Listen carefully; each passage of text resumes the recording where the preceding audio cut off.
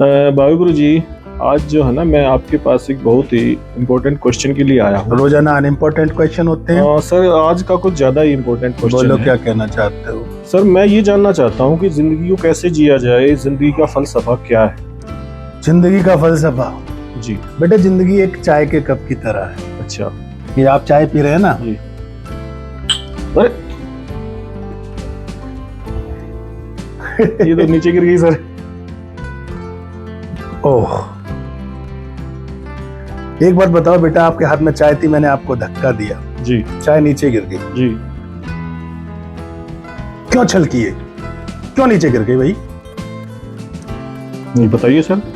नहीं, आप अपने हिसाब से सोचो क्यों गिरी। क्योंकि आपने धक्का दिया, मैंने आपको धक्का दिया और आपकी चाय नीचे गिर गई। ठीक है, दोबारा सोचो, जीवन का फलसफा मिल जाएगा। चाय बेटे इसलिए नहीं गिरी क्योंकि मैंने इसको धक्का दिया। चाय गिरने के पीछे रीजन था क्योंकि इस कप में चाय ही थी। ओके। दूध होता तो दूध गिरता, जी।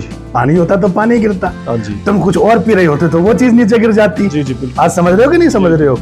क्योंकि ऐसे ही जिंदगी में बेटा बहुत सारे धक्के लगते हैं। अच्छा। और जब कोई तुम्हारे को हर्ट करता है, कोई तुम्हारे को धक्का लगाता है, तो तुम्हारे अंदर से क्या निकल के आता है, वही जीवन का फलसफा है और वही असली तुम हो। आज समझ में आ रही है आपको मेरी?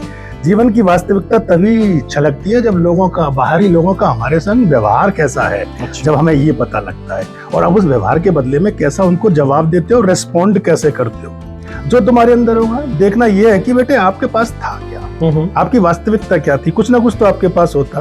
धैर्य था, मौन था, कृतज्ञता थी, ईर्ष्या थी, क्रोध था, सात्विकता थी, कैसा था, स्वाभिमान था, मानवता थी या गरिमा थी। आपके अंदर कोई ना कोई चीज तो होगी। वो पागलपन भी होता है, वो द्वेष भी हो सकता है, वो घृणा भी हो सकती है। जो होगा वही गिरेगा।